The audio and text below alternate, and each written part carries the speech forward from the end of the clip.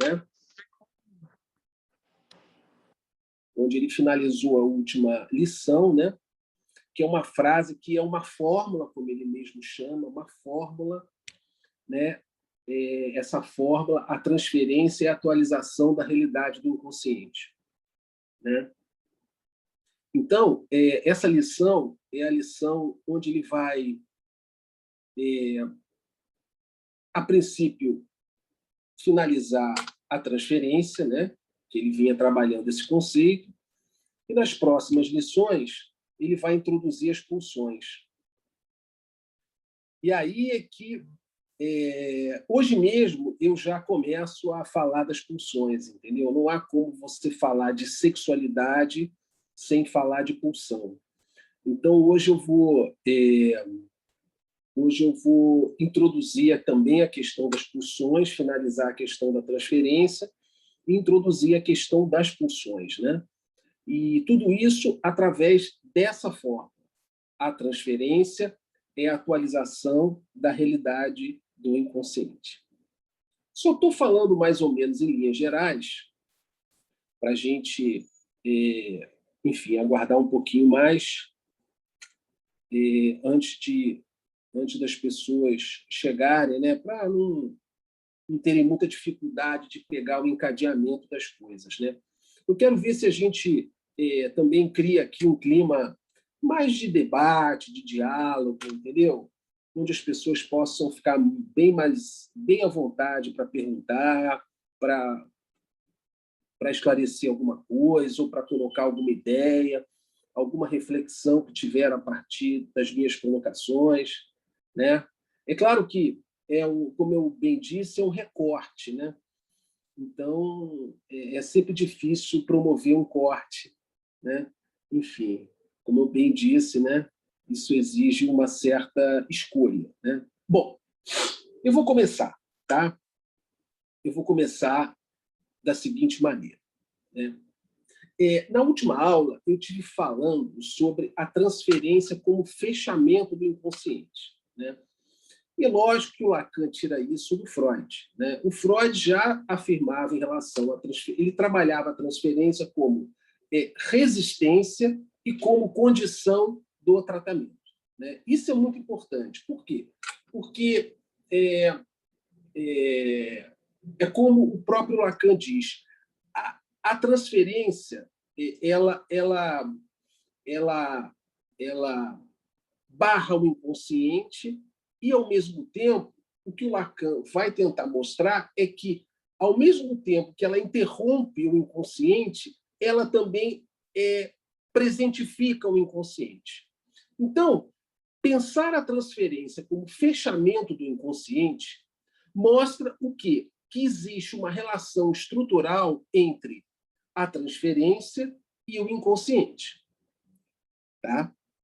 Essa relação é formalizada por Lacan através da seguinte forma: a transferência é a atualização da realidade do inconsciente. Então, guardem bem essa frase. A transferência é a atualização da realidade inconsciente. Bom, primeiro cabe esclarecer o sentido da palavra em francês, mise en acte, que significa colocação em ato, que foi traduzida nesse seminário pela palavra atualização. Então, é importante entender, eu acho que colocação em ato também é interessante, mas o tradutor optou por atualização. E a gente precisa entender o sentido dessa atualização, que na transferência não se trata da atualização no sentido de que algo foi tornado atual, algo do passado que se presentifica, mas é um tornar atual o inconsciente em relação à presença do analista. Ora, o inconsciente ele só pode ser pensado em função da presença do analista. Sem o analista, não há inconsciente. pelo menos o inconsciente freudiano. Isso é muito importante. Sem um analista, não há inconsciente. Nesse sentido, podemos dizer que o analista é ele mesmo uma manifestação do inconsciente, ao testemunhar e marcar a emergência do sujeito através das formações do inconsciente.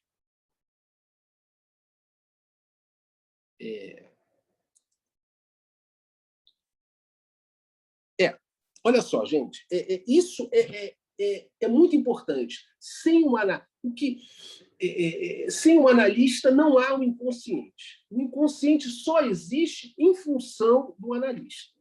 Então, isso é interessante por quê? Porque o Lacan, não é à toa que o Lacan introduz nessa lição o desejo do analista. Ele ainda não chega a conceituar o desejo do analista, né? Aliás, o desejo do analista é alguma coisa que ele vai conceituar lá para o final desse seminário, rigorosamente no final. A última coisa que ele fala é sobre o desejo do analista. Mas ele introduz nessa lição o desejo do analista. E não é à toa que Lacan introduz nessa lição o desejo do analista articulado ao real, especialmente em seu caráter enigmático. Num contraponto em relação, por exemplo, porque quando ele introduz o desejo analista, ele faz um contraponto, por exemplo, com o desejo de um analista como Karl Abraham, por exemplo, que era um dos contemporâneos de Freud. O desejo de Karl Abraham em relação aos pacientes era de querer ser uma mãe completa. Ou Hermann Nürnberg, que era um outro contemporâneo de Freud, que eu nem conhecia, né? Eu até fui investigar um pouquinho. Ele não teve uma obra tão brilhante assim quanto o do Karl Abraham, por exemplo, né? Já ele se posicionava frente aos pacientes como um árbitro das potências de vida e de morte. Então, você veja que esse tipo de posicionamento frente ao... O Abraham era uma grande mãe, né? Então, com isso, ele acaba alimentando a transferência. Em consequência disso, a identificação com o analista.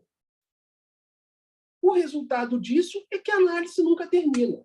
Ou seja, ou então, porque para os analistas da IPA, a questão é a seguinte: quanto mais identificado você está o analista, mais próximo do final você vai estar. Então, é mais ou menos esse modelo. Mas, com isso, você torna a transferência... A transferência ela não se liquida, ela não acaba, né? Pelo contrário, ela recrudesce. Daí Lacan introduzir a questão do desejo do analista, né? E articular esse desejo ao real, justamente aquilo que escapa ao sentido. Ora, o que o analista quer de mim? Né? Ou seja, a resposta é um enigma. No caso desses analistas contemporâneos de Freud, eles se posicionavam, quer dizer, eles consistiam o lugar do analista.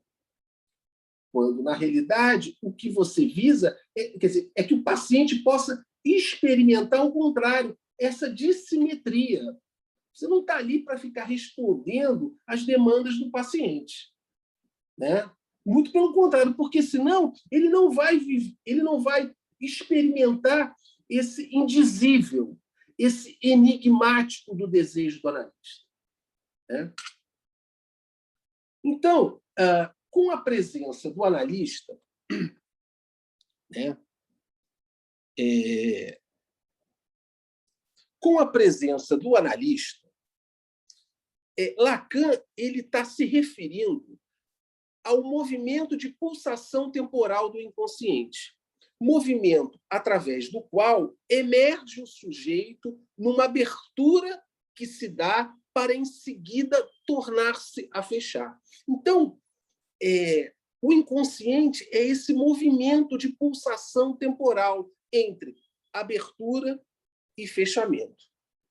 Então, a transferência é, ao mesmo tempo, fechamento e presentificação do inconsciente, enquanto lacuna, corte, ruptura, ausência de sentido que se escreve, que se inscreve em certa falta.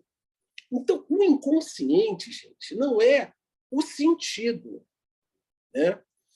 É justamente quando, por exemplo, um ato falho, né? Sujeito cometeu um ato falho. Bom, em primeiro lugar, a gente não pode dizer isso, né? Você não é analista, você não é analista. Quer dizer, quem pode dizer que é um ato falho é só a pessoa que comete o ato falho, né? Então, só o paciente pode dizer que aquilo não é um engano, é um ato falho. E se é um ato falho, diz respeito ao sujeito, né?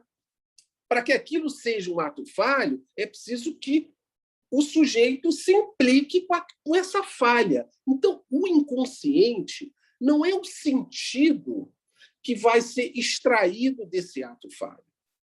É justamente a falha. O inconsciente é essa quebra do sentido, né? Quanto mais próximos você tiver dessa ruptura. Então, o inconsciente é a ruptura, ele é a própria ruptura.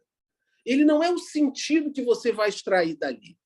No momento que você extrai o sentido, claro que isso tem a sua importância, mas o sentido já é o fechamento do inconsciente.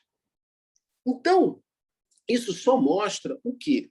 Que a transferência ela não se esgota na resistência, como aquilo que se situa. Porque é isso que esses momentos de fechamento, onde há esse limite da rememoração, esse limite é que causa esse trabalho. Entende? Então, a transferência, esse limite que é fechamento, também é abertura, porque é ele que vai causar o trabalho de associação, né? Então, mas vamos voltar a essa fórmula que eu introduzi no início da minha exposição, né? O inconsciente, a transferência, né? A transferência é a atualização da realidade do inconsciente. Muito bem. A pergunta que a gente pode se fazer é o seguinte: de que realidade se trata no inconsciente? Bom, essa realidade que a transferência atualiza é a realidade sexual. É isso que o Lacan diz. A realidade do inconsciente é a realidade sexual, né? Então, essa realidade que justamente a transferência atualiza é a realidade sexual. Então, entende-se, então, que a transferência, como atualização da realidade do inconsciente, demarca a presença da sexualidade na cena analítica. Então, a realidade. Então, veja bem, a transferência ela vai introduzir a sexualidade na cena analítica. Quer dizer, essa articulação da transferência com o inconsciente introduz a realidade sexual na cena analítica. Muito bem. Não sei se até aí está razoavelmente compreensível, né? Enfim, mas vamos lá, né? Então, então é isso. A transferência é a atualização da realidade do inconsciente, que é a realidade sexual, né? Muito bem. Então, ao incluir o inconsciente nesse novo conceito de transferência, né? Porque é isso que o Lacan faz, ele inclui o inconsciente no conceito de transferência, ele vai aproximar o significante da sexualidade, na medida em que o inconsciente é constituído pelos efeitos do significante sobre o sujeito, né? Aliás, a própria definição, o inconsciente está estruturado como uma linguagem, né? Então, no que diz respeito ao inconsciente, o que você tem aí são os significantes, né? E a transferência diz respeito aqui, a sexualidade. Então, nessa fórmula, o Lacan vai atrelar a sexualidade ao significante. Isso significa o quê? Que a sexualidade vai ser pensada a partir do significante, né? Portanto, a sexualidade se afasta de uma ideia um tanto quanto biológica, por exemplo, né? Aliás, o próprio título, né, dessa lição 12 que nós estamos trabalhando hoje aqui, demonstra essa aproximação. O título é A Sexualidade nos Desfiles do Significante, ou, uma outra tradução possível, nos desfiladeiros do significante. Então, você veja que no próprio título da lição, você tem essa aproximação entre a sexualidade e o significante. Então, como eu já havia dito, desse modo, o Lacan situa a sexualidade atrelada ao significante. Isso significa o quê? Esse pressuposto, né, introduz o sexual a partir do significante, né? Ou seja, o significante orientando o sexual. Então, né, podemos dizer, de acordo com Lacan, que a sexualidade ela está tomada nas palavras. Isso é muito. E esse é o passo essencial, diz Lacan, que Freud deu. Ou seja, né, pensar a sexualidade a partir do significante. Porém, há que se perguntar, ora, como se dá essa inscrição da sexualidade na vida psíquica? É aí que começa o osso, né? É aí que começa o nosso grande trabalho. É aí que devemos recorrer à pulsão. Mais precisamente, à pulsão parcial. Por quê? No que diz respeito à sexualidade, é da pulsão que se trata. Ora, eu falei de pulsão parcial. Pulsão parcial é um pleonasmo. Por quê? Porque só existe pulsão parcial, né? Isso implica pensar a sexualidade a partir do significante. É isso. Não existe pulsão total, não existe pulsão genital, não existe esse momento de confluência pulsional. Toda pulsão é parcial, né? Portanto, ao falar de pulsão, automaticamente eu estou falando de pulsão parcial. Mas porque esse parcial parece que existe, ele está em relação a um todo, e não é o caso. Toda pulsão é parcial, né? Então, quando a gente fala de sexualidade, nós estamos falando de pulsão. Pulsão. Então, a pulsão, tal como define Lacan, é essa montagem pela qual a sexualidade participa da vida psíquica de uma maneira que se deve conformar com a estrutura de ânsia que é a do inconsciente. Então, a pulsão é justamente essa montagem pela qual a sexualidade participa, quer dizer, que é através da pulsão que a sexualidade participa da vida psíquica, né? Bom, obviamente, essa afirmação do Lacan, Freud já falava sobre isso em 1915, né? Em seu artigo sobre as pulsões e suas vicissitudes. Quando ele define a pulsão como a medida de exigência de trabalho feita ao psíquico em consequência de sua ligação com o corpo. Então, se a realidade do inconsciente é a realidade sexual, é em função dessa exigência constante desse trabalho das pulsões.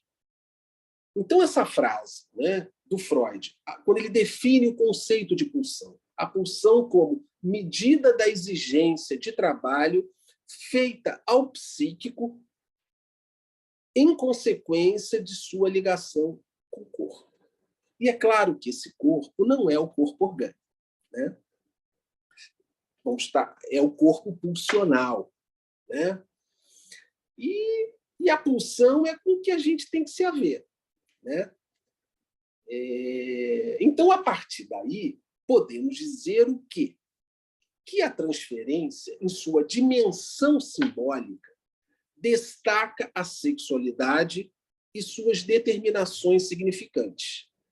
E ainda aquilo que, na sexualidade, em sua dimensão real, escapa a toda possibilidade de inscrição significante. Ou seja, a transferência ela vai destacar a sexualidade na sua dimensão simbólica e, portanto, no que ela se articula com o significante.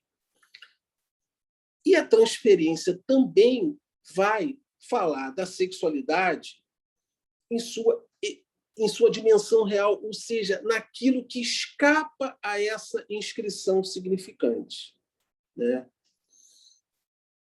Porque tem algo na sexualidade que também escapa à dimensão significante. Ainda que a sexualidade seja tomada pelas palavras, ela tem algo ali que escapa a essas palavras, né? Bom, isso mostra o quê? Que o aspecto sexual não é o único na pulsão. E é por isso que a afirmação de que a realidade do inconsciente é a realidade sexual é uma verdade insustentável, diz Lacan. Lacan diz que a realidade do inconsciente é a realidade sexual, é uma verdade insustentável, né? Agora, por que essa afirmação é uma verdade insustentável? Gente, veja bem, isso é apenas uma pequena passagem dessa aula. Por que essa afirmação é uma verdade insustentável? Em função da ligação, diz Lacan, entre sexo e morte. Bom, gente, aí eu fiquei assim, querendo entender essa ligação entre sexo e morte. Quer dizer, o que há de sustentável, ou melhor, o que há de insustentável nessa afirmação não é o fato de você atrelar a sexualidade ao significante, mas sim dessa ligação entre sexo e morte. Ora, como é que sexo e morte se ligam, né? Porque você vai pensar, puxa, sexo é vida, né? Em que medida isso se liga à morte? Obviamente, essa afirmação tem vários sentidos. E aí eu fiz uma pequena pesquisa, né, sobre isso, e eu vou, assim, para a gente tratar dessa ligação entre sexo e morte, inicialmente eu vou tomar alguns empréstimos de alguns exemplos da literatura, por exemplo. Émile Zola, no seu livro A Besta Humana, capta a dimensão mortal presente na própria sexualidade. Diz assim: e, na noite perturbada da sua carne, no fundo do seu desejo emporcalhado que sangrava, ergueu-se bruscamente a necessidade da morte. Então, é justamente em função da presença desse elemento destrutivo que subverte o princípio do prazer que Lacan postula nesse seminário uma afinidade essencial de toda pulsão com a zona da morte. Em outras palavras, o que ele vai dizer é o seguinte, que a pulsão de morte não é um tipo independente da pulsão, mas é um aspecto da pulsão. Toda pulsão, diz Lacan, em posições do inconsciente, é virtualmente pulsão de morte. Então, esse é o ponto chave, né? É nessa medida em que a pulsão que diz respeito à sexualidade, toda pulsão, que o Lacan está dizendo, que toda pulsão é pulsão de morte. Então, a pulsão ela é fundamentalmente pulsão de morte. Né? Porque aí é que vem a complicação. Poxa, mas e como é que fica o dualismo? Pulsões de vida e pulsão de morte, que era tão caro a Freud. Então, assim, é fato que as pulsões de vida, segundo Freud, têm muito mais contato com nossa percepção interna, surgindo como rompedora, isso é o Freud falando. É fato que as pulsões de vida, segundo Freud, têm muito mais contato com nossa percepção interna, surgindo como rompedoras da paz e constantemente produzindo tensões cujo alívio é sentido como prazer. Bom, ora, a pulsão de morte é justamente aquilo que transpõe o nível aceitável de tensão.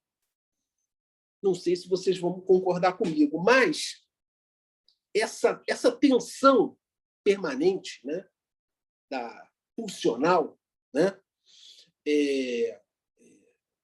que a gente muitas vezes obtém um alívio, e é o que Freud diz, quando você em alguns momentos consegue esse alívio é sentido como prazer. Ora, e o que é a pulsão de morte? É quando se transpõe o nível aceitável de tensão. Né? É essa tensão que não é passível de ser sentida como prazer. Isso seria a pulsão de morte. É quando se transpõe esse nível aceitável de tensão. Então, assim, quando Lacan diz que toda pulsão é pulsão de morte, ora, você fica pensando, poxa, mas como é que fica o dualismo freudiano? E aí a chave, a solução que o próprio Lacan encontra, ele vai dizer o seguinte, mantendo esse modelo dualista, no qual Freud sempre insistiu, Lacan fornece uma chave para entendermos esse dualismo. Ele vai dizer o seguinte, que toda pulsão é, ao mesmo tempo, pulsão de vida e pulsão de morte. Né? Toda pulsão é, ao mesmo tempo, pulsão de vida e pulsão de morte. Então, a distinção entre pulsão de vida e pulsão de morte é verdadeira na medida em que manifesta dois aspectos da pulsão. Então, é extremamente complicado, né? Digamos assim, entender esse conceito de pulsão e esse dualismo pulsional. Mas eu acho que faz muito sentido quando você pensa um pouco na vida. Né? Então, você tem a pulsão, né? E pulsão de vida e pulsão de morte são dois aspectos da pulsão. Não são duas pulsões, são dois aspectos da pulsão. E aí, a gente pode lembrar aqui a alusão de Erasmo de Roterdã, no seu livro Elogio da Loucura, quando ele trata dessa ambiguidade entre vida e morte. Ele diz o seguinte, muitas vezes, o que à primeira vista parece ser a morte, na realidade, observado com atenção, é a vida. E assim, muitas vezes, o que parece ser a vida é a morte. Então, gente, essa separação que a gente fica... Isso significa o quê? É incluir a morte na vida, né? Ou seja, incluir a morte na vida é o quê? Em termos analíticos, é incluir a castração, gente. Incluir a castração. O que a gente faz, normalmente, como bons neuróticos que somos, né? É de excluir a morte, de excluir a castração, de excluir a perda. A gente vive a vida como se... Então, de alguma forma, o que o Lacan está mostrando é o seguinte: não há essa distinção, né? A castração é condição de vida, gente.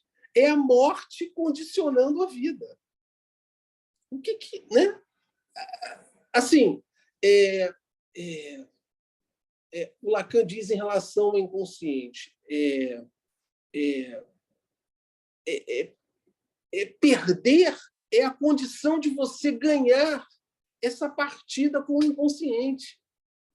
Entende? Consentir nessa perda, consentir nessa morte para ganhar a vida.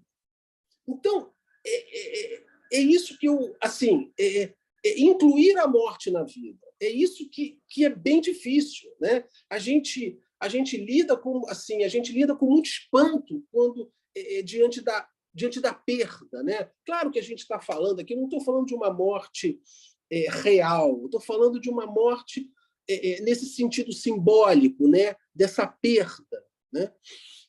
Então, incluir a castração, incluir a morte na vida. Bom, então eu acho que dessa forma, né, o Lacan encontrou uma forma de manter esse dualismo, mas dizendo o seguinte: olha, essa história de pulsões de autoconservação, isso não cabe no que diz respeito ao humano, né? Pô, não há como você pensar... o que nos funda como humano é o simbólico, né? É o simbólico, é a linguagem, né? Então, assim, pensar o instinto só pode ser pensado a partir da linguagem. Não existe um instinto fora da linguagem, né? Ou anterior a ela, né? Um comportamento instintivo pré-determinado. Lacan até vai falar de instinto, mas a partir da linguagem, a partir do simbólico, né? É o simbólico que nos funda, né? E, portanto, nos nomeia, né? Enfim, gente, o que eu acho é o seguinte, assim, é isso que eu pude trazer hoje para vocês em relação a essa aula, porque assim, as próximas aulas a gente vai tratar mais da pulsão, e aí é que começa, aí que as coisas vão ficando cada vez mais complicadas, né? Porque trabalhar o conceito de pulsão assim, é a base da psicanálise, entendeu? Então a gente não há como recuar disso. Agora é dificílimo, entendeu? É muito difícil, realmente, você entender essa questão desse monismo pulsional, né, que o Lacan traz, que não é aquele monismo junguiano, não tem nada a ver com o Jung, porque o Jung faz uma outra coisa, né? Ele vai dizer que toda pulsão é pulsão de morte. É pulsão de morte. E isso é a morte na vida, né? Não há essa separação que a gente tenta promover, né? Entre morte e vida. Bom, eu vou ficar por aqui, tá? Eu vou aí aguardar aí as questões de vocês, ou os esclarecimentos, ou vamos bater um papo aí para a gente... É isso aí, vamos lá, gente. Tem algumas questões aí. Por favor, Alexandre. Posso? Por favor. Então, Sérgio, é um osso mesmo destrinchar, né? Mesmo que seja um recorte, né? Mas destrinchar esse seminário que é tão fundamental, porque é justamente onde o Lacan também recorta quais são os conceitos fundamentais, né? Mas, enfim, de cara, eu queria que você pudesse falar um pouco mais sobre isso que você diz, que a gente só pode pensar o inconsciente na presença do analista, né? Queria que você falasse um pouquinho mais disso. E a outra coisa dessa frase, né? Porque eu fiquei te escutando sobre a atualização da realidade sexual do inconsciente, e aí é óbvio que eu pego já o que o Freud dizia com o que o Lacan está recortando. Se a gente poderia fazer uma relação de que na transferência, né, e isso tem a ver com a abertura e fechamento do inconsciente, na transferência a gente atualiza, quer dizer, o sujeito atualiza a posição fantasmática dele. Ou seja, que esse outro que o analista encarna é o próprio outro desse sujeito. Então, isso tem um ponto de repetição aí na transferência, quando o sujeito, né, o analisando, ele atualiza essa posição fantasmática. É aí que ele repete, né? E talvez aí haja um sentido, o sentido do fantasma, o sentido do sintoma, há um fechamento, né? Por outro lado, assim, a atualização da realidade sexual do inconsciente, se é a realidade sexual, então a transferência atualiza a relação sexual que não existe. Exatamente.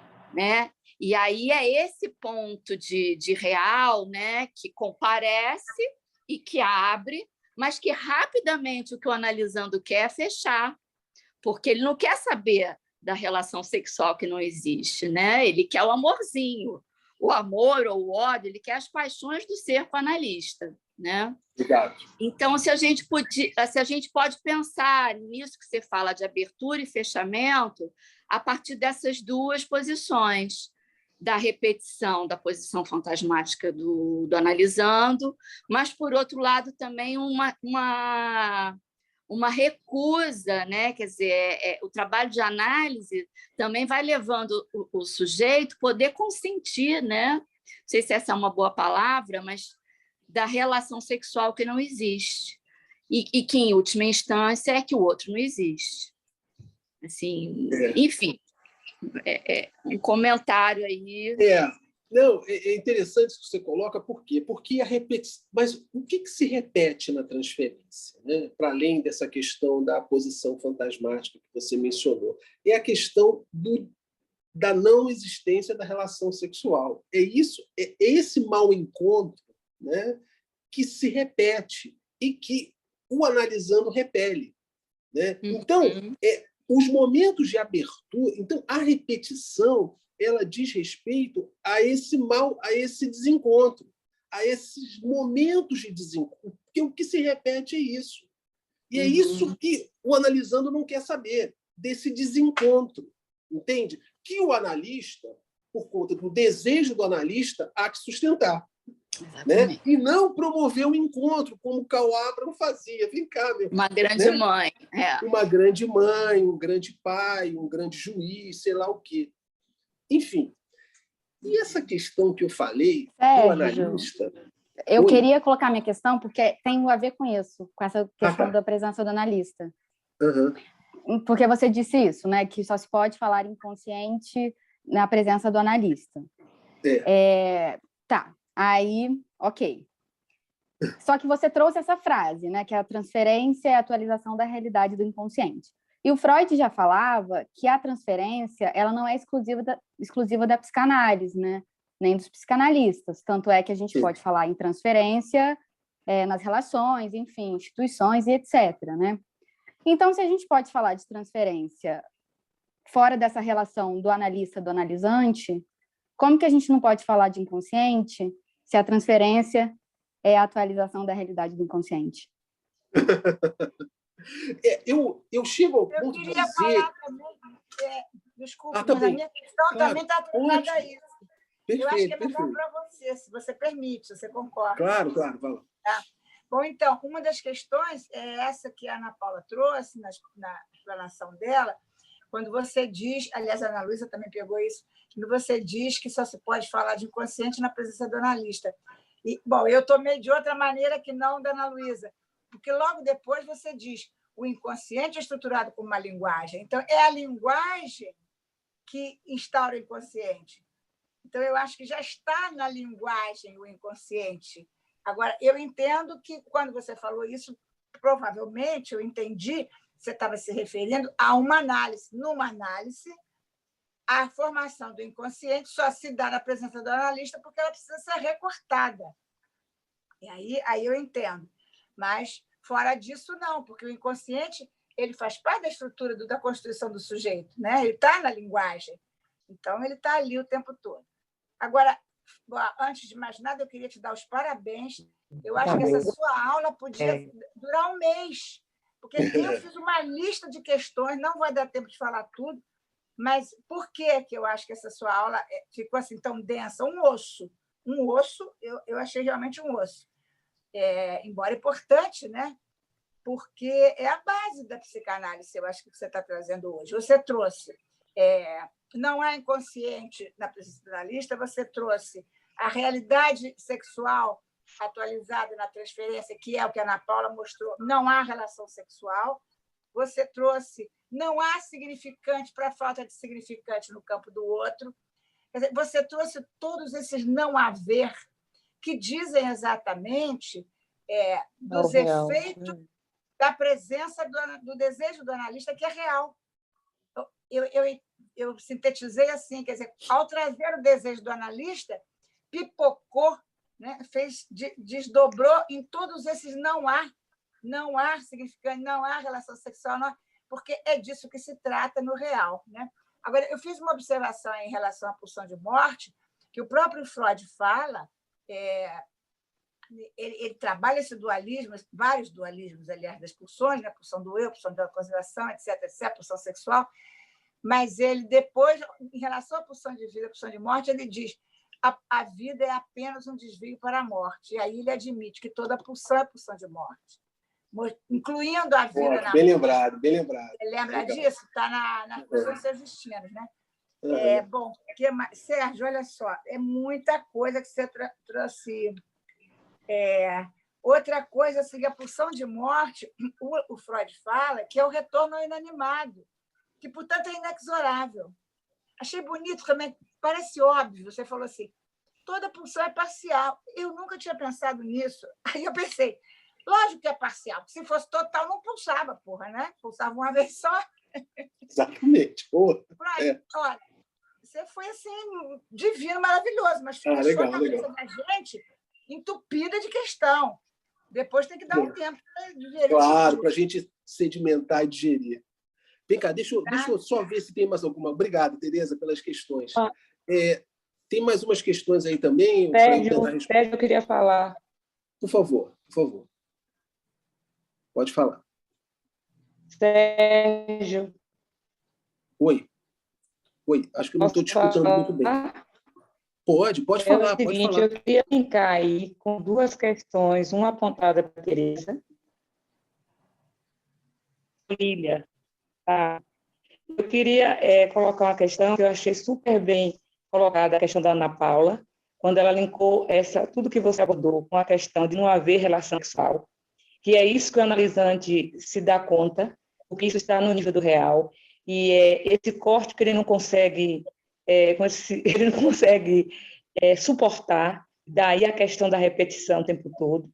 E o que Tereza falou em relação ao desanalista. Eu queria colocar alguma coisa que eu queria ver se você falar um pouquinho, se fosse possível.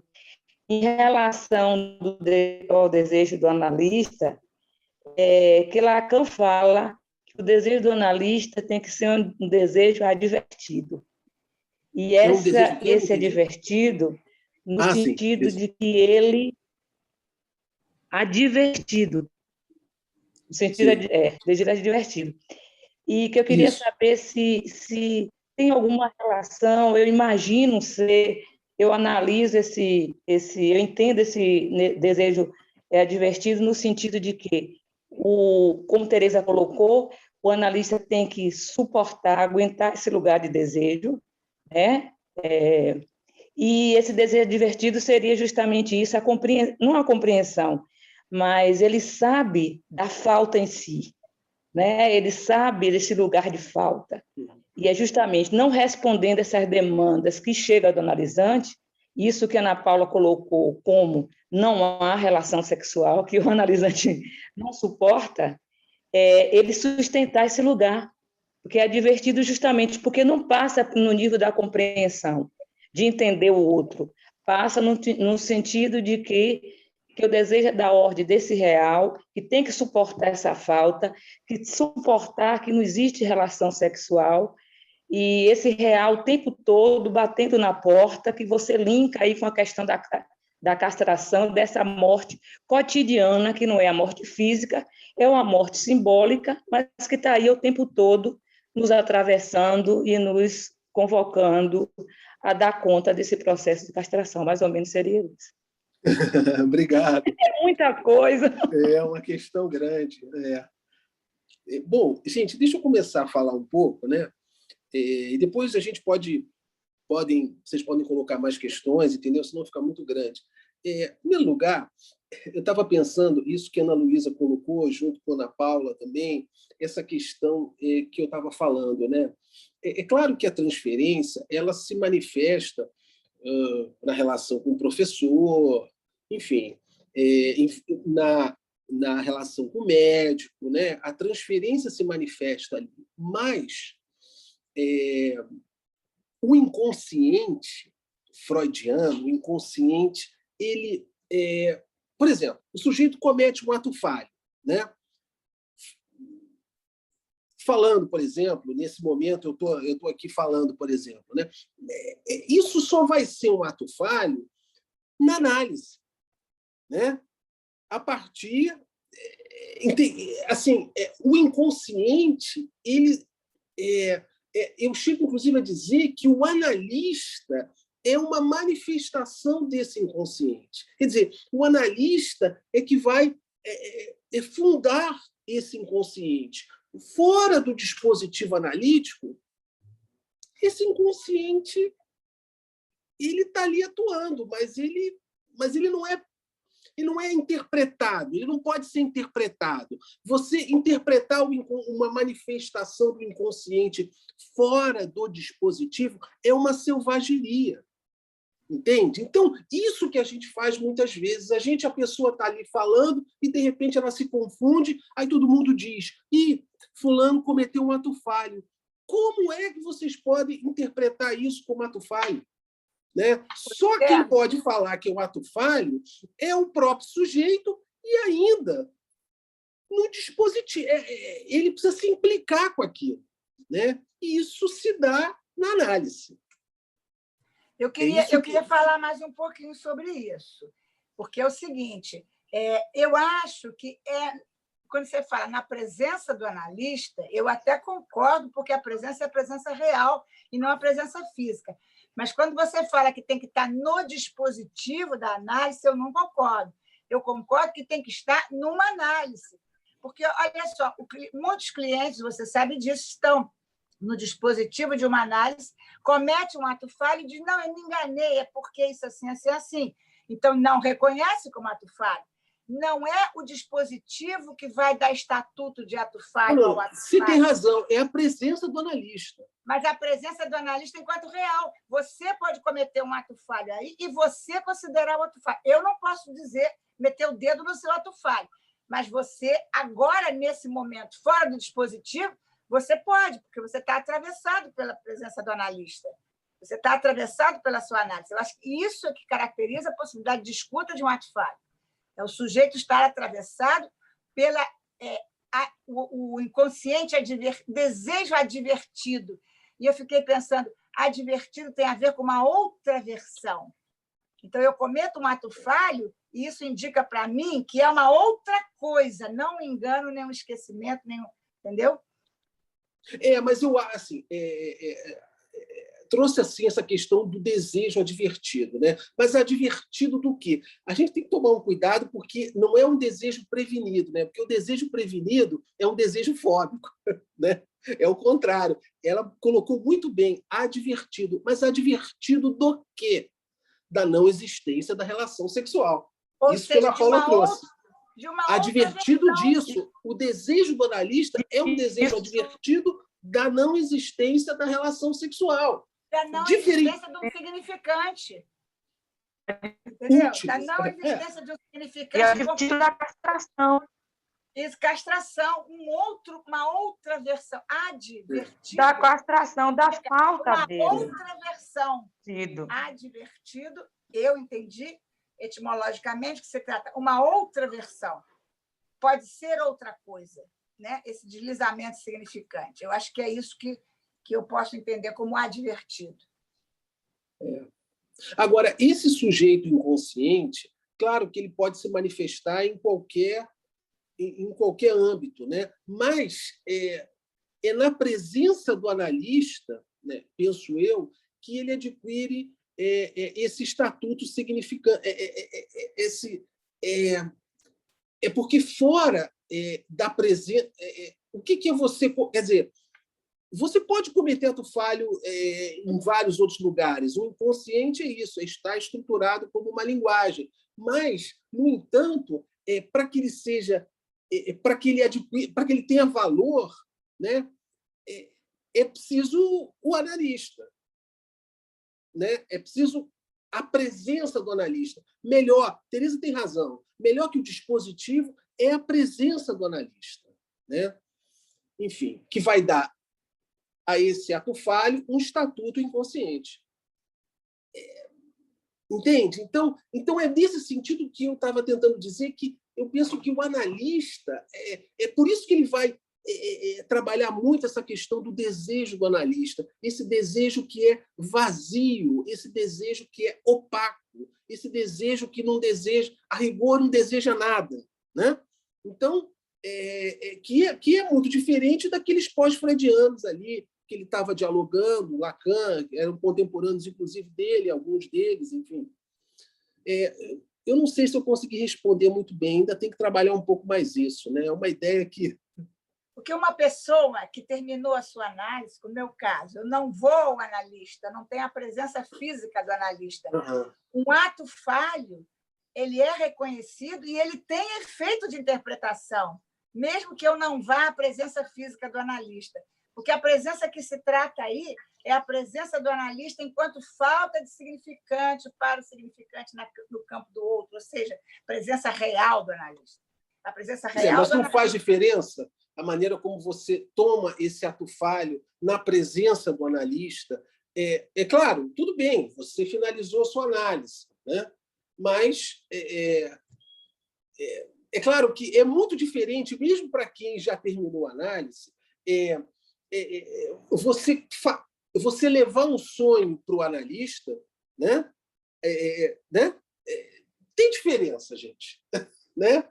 Me parece que o inconsciente, não sei, nesse sentido. Por isso que eu acho que o Lacan ele trabalha muito essa questão do desejo do analista, da presença do analista, atrelada ao inconsciente. Enfim, né? Eu acho que essa transferência articulada ao inconsciente, por exemplo, há transferência na relação com o professor, mas ela não se, mas essa transferência, esse inconsciente não é trabalhado. Ele não, e portanto não existe. Ele pode estar lá, mas ele só vai existir se tiver alguém testemunhando o surgimento, o aparecimento. Senão, ele não existe, gente. Ele precisa ser nomeado. E na relação aluno-professor, tem transferência. Mas será que essa transferência está atrelada? E ela não precisa ser nomeada? Mas esse inconsciente é marcado nessa relação? Não, eu digo que a transferência, de alguma maneira, também não. Assim, né? Tipo, a gente está fazendo uma leitura de que há transferência a partir da psicanálise. Quem está ali, vamos dizer, na própria transferência, não necessariamente se dá conta ou nomeia isso de transferência. Quem está nomeando, no caso, somos nós aqui. Não, tudo bem, mas o que eu estou dizendo é o seguinte, na psicanálise, essa transferência que existe em todos os relacionamentos, né, ela está atrelada ao inconsciente. essa é a diferença da transferência entre o analisando e o analista e a transferência entre o mestre e o aluno. Vale lembrar Freud, que o Freud faz ele fala disso, não vou lembrar em qual texto, talvez na dinâmica da transferência, né? Que nas outras relações a transferência está a serviço do que está rolando ali. Na análise, justamente o contrário, a transferência ela age como resistência, porque é justamente onde o sujeito se defronta que a relação sexual não existe. Só na análise o sujeito vai se defrontar com isso assim tão de cara. Nas outras relações, a transferência está a favor, né, da construção de um saber, das relações, né, serem mais amistosas, né? É diferente o uso que se faz da transferência. O Freud é categórico quanto a isso. Enquanto a transferência está em todas as relações, mas ela está a serviço das relações, na análise ela opera como resistência, justamente porque o analista está em outro lugar. Ele está no lugar advertido pelo desejo do analista de não se oferecer, né, como... como é que eu vou dizer? Há uma disparidade na transferência, né? Assim, que ele está divertido, né? É uma disparidade. Não há que você sustenta. Exatamente, o analista sustenta essa disparidade. O professor, muitas vezes, não, pelo contrário. Ele se vale do amor que o aluno está dando a ele ali para transmitir, para favorecer o ensino, né? É diferente. O Freud já adverte sobre isso, né? Isso eu concordo, só não estou concordando é que a presença física do analista não, é a presença real do analista. Real, sim, pode dar, sim, pode sim, a presença real, não, claro. E pode se dar a despeito de que o analista esteja ali. Não é no dispositivo do análise, não é no dispositivo, é em curso de uma análise. E aí sim eu posso, numa transferência com o marido, com o professor, cometer um ato falho ou contar um sonho. Porque, inclusive, o final de análise, o Lacan diz, o próprio Lacan diz, e o Freud também, Lacan, final de análise sem Lacan, que o analista está no lugar do analisando, se ocorre um analista, cai o lugar do analista enquanto lugar de transferência, a transferência passa a ser a transferência ao discurso. Ao inconsciente. Ao inconsciente ou ao discurso, na medida que o inconsciente é estruturado como uma linguagem. Então, a transferência ao discurso, não mais ao analista, e ali onde eu costumo dizer assim, aquele do divã passa a ser o analista. O analista está ali, naquele momento, enquanto função. Então, pois é, porque essa presença real que você está falando... Mas o analista enquanto função. Mas essa presença real, ela não é o tempo todo, né? Assim, sustentar essa presença real eventualmente, né? Enfim, convenhamos que... Sérgio. Né? Oi. Eu estava aqui tentando... eu fico pensando, né, o que você traz, né, com relação à própria questão do ato falho, como você colocou. Eu fiquei pensando que o lugar do inconsciente é o lugar da interpretação, freudianamente falando, né? E num outro texto, que é um texto importante de Freud, né, em Psicanálise Selvagem, ele vai dizer que uma interpretação, né, só se dá sob determinadas condições. E sobre essa interpretação, a gente só sabe no depois, né? Então, é só para corroborar o que você traz, eu acho que é uma maneira, né, talvez muito simplória, mas é como eu fiquei pensando, né, em pensar o lugar do inconsciente como lugar da interpretação, porque isso é extremamente freudiano, né? O lugar da interpretação é o lugar, né, de uma análise. E a transferência é a condição da interpretação. Isso, não existe interpretação fora da transferência. Isso. Ela é condição, e isso é importante que você está trazendo, porque a transferência é condição. Quer dizer, fora da transferência, né? Enfim, como eu falei, selvageria, mas interessante você traz, é isso aí. Gente, olha só, eu acho que eu vou finalizar por aqui hoje, tá bom? Muito obrigado a todos aí pela presença de vocês. Vamos continuar aí no próximo mês. Muito obrigado a todos. Boa noite e um Boa bom resto noite, de semana. Sérgio. Obrigado a todos. Boa noite, Boa gente. Foi noite, muito bom. gente. Boa noite, gente. Muito Obrigado, obrigada. Ana. Valeu pelas questões. Parabéns, Obrigado. hein, Sérgio? Eu ia te dizer Obrigado. uma coisa, fica para a próxima vez. Tá bom, Miriam. Sobre essa Obrigado. forma Valeu. maravilhosa com a qual você trabalha seus textos, sua teoria, sem precisar ficar amarrado nem refém dela. Você vai mais além. Isso eu acho Opa. legal. Um abraço para você. Obrigado, verdade. valeu. Obrigado, Obrigada, gente. pessoal. É isso Tchau. mesmo. Tchau, gente. Valeu. Obrigado, Tereza. Tchau, tchau, tchau. Beijo.